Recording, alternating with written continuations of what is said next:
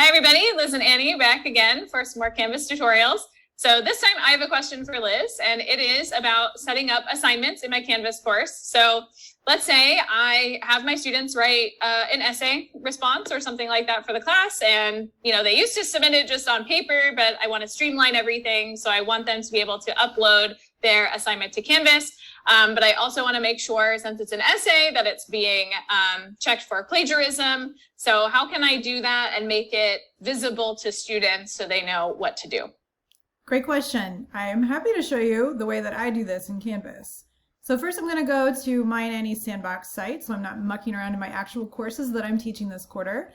And here I have a module. So we have this laid out where there's just like placeholder modules as we've been messing around with different things that we want to be able to try out in Canvas.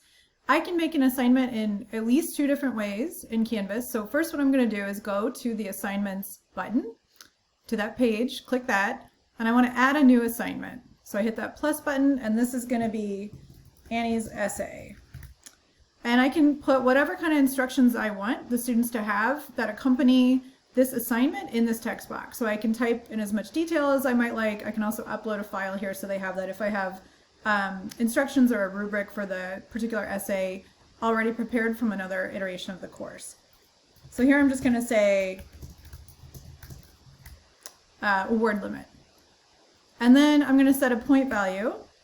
So in other videos we've covered how you can weight the different assignments and assignment types in Canvas.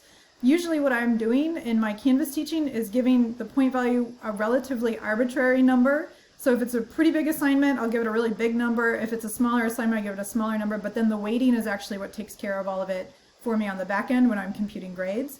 So maybe this is 150 points. And right now, assignment group, it just shows up under assignments. That's fine for now. I'm going to leave it there because that's the type of item that we're creating here.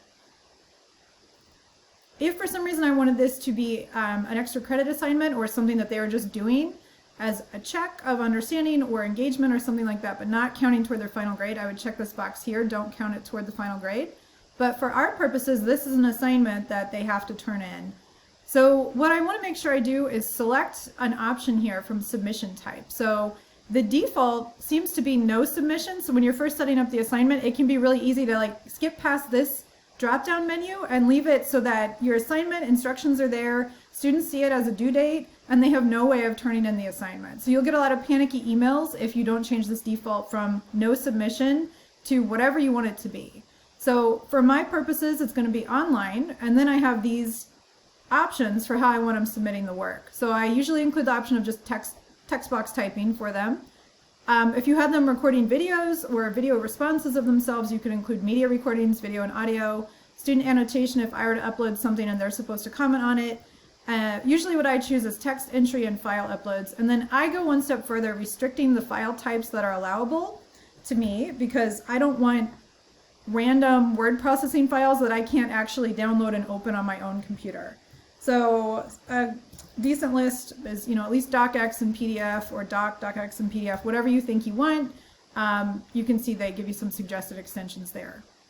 Okay, so then I would come down here, decide whether I want them to only have one attempt to submit it, so they only get one shot, it's due at a certain date.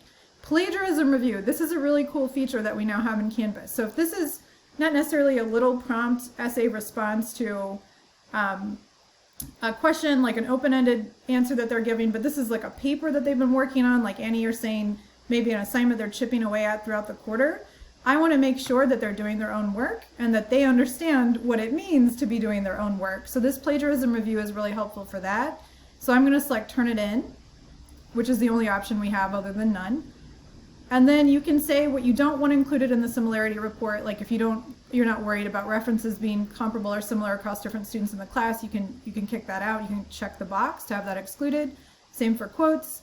I have it do index all submissions, so it's like keeping an archive of all of the student work. And then immediately on due date, it's going to generate a report. So this is going to, in your gradebook, flag with color coding students whose assignments have more versus less potentially questionable material that you might want to take a look at and see if there's anything concerning about the way that they're approaching writing their assignment. I also usually have it show the report to students immediately.